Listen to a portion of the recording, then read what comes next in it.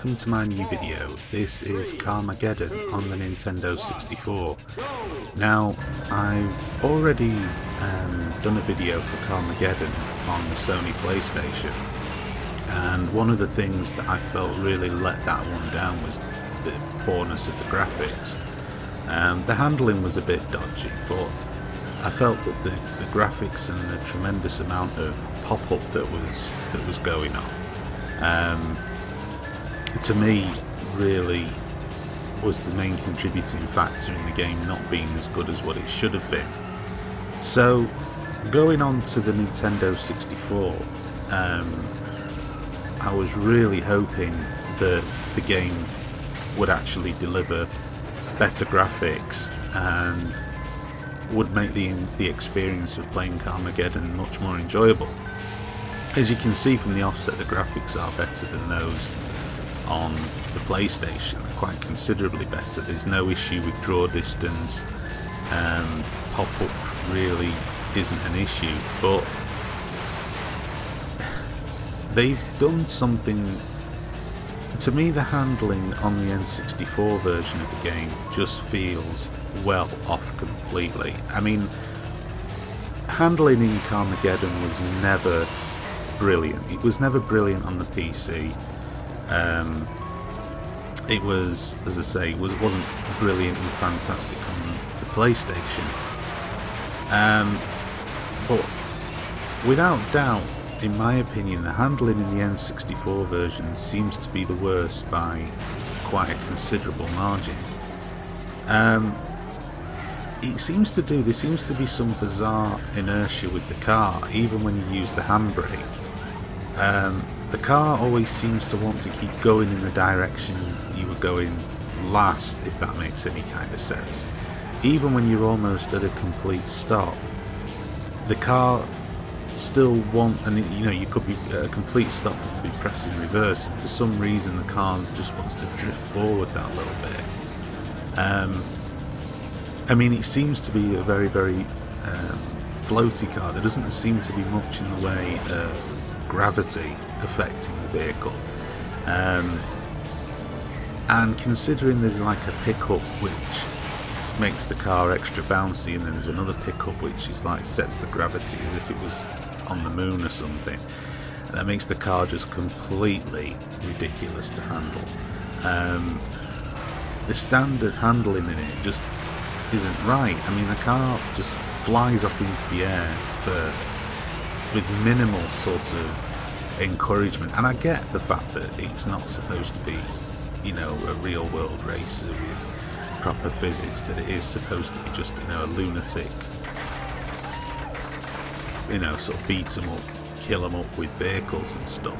But at the same time, there are some missions within the game that do require you to actually or hit specific obstacles or items, or there's one point in example which requires you to hit these satellite dishes across the rooftops, and you've got a limited amount of time to do it in, and it is nothing more than an exercise in sheer and utter frustration. It absolutely drives me insane, and that is pretty much it with the game. I mean, there's just so much frustration, and for the most part it is completely unnecessary. I don't know what the hell the developers were thinking, because this really should have been, you know, the quintessential version of Carmageddon. You know, they had a powerful games console to do it on. They'd had time to perfect any flaws that was in the PC version. You know, and they also had a control system that was based on using the analog stick as well, which was, you know, the first time they'd had that in the series too. I mean, the original PlayStation controller didn't have any analog sticks, so, you know, the game itself wasn't built purposefully around that, whereas the N64 controller did come with an analog stick. So, you know, there should be no excuse for the poor handling.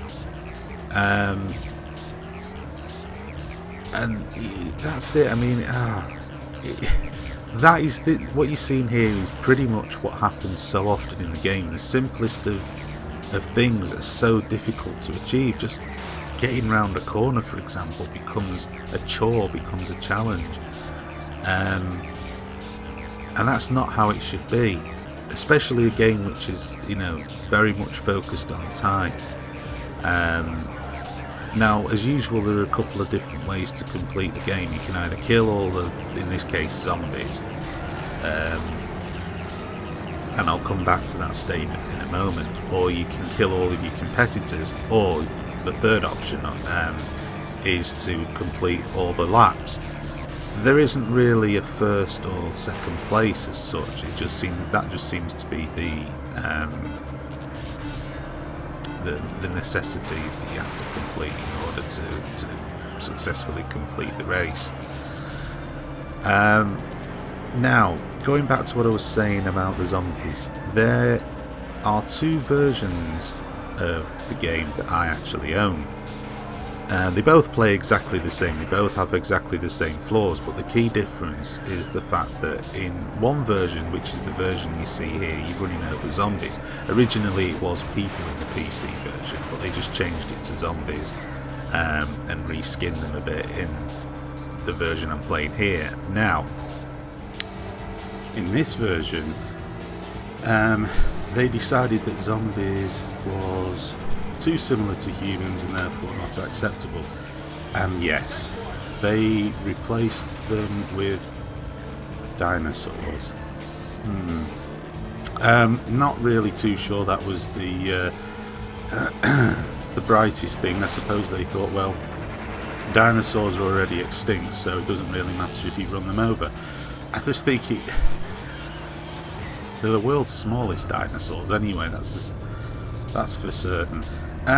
Yeah, it's daft, it doesn't make a whole lot of sense, but it makes absolutely no difference to the gameplay whatsoever. I mean, I got the Carmageddon on, it had to be the UK version that I got to get the zombies in. If you get the EU version, I think there's a good chance that you'll end up with the one with the dinosaurs in. Now, I know it doesn't apply to all the EU countries, but yeah, I mean, it really doesn't make too much difference because, as I say, the game is identical, easy for me to say, no matter which version you get. They both have the same problems, they both have the same issues. It's just really substituting one set of polygons, I'll call them polygons, sprites, whatever the hell they are, I'm assuming the polygons, for another, so there's no real difference. So yeah, that is Carmageddon on the Nintendo 64. Thank you very much for watching.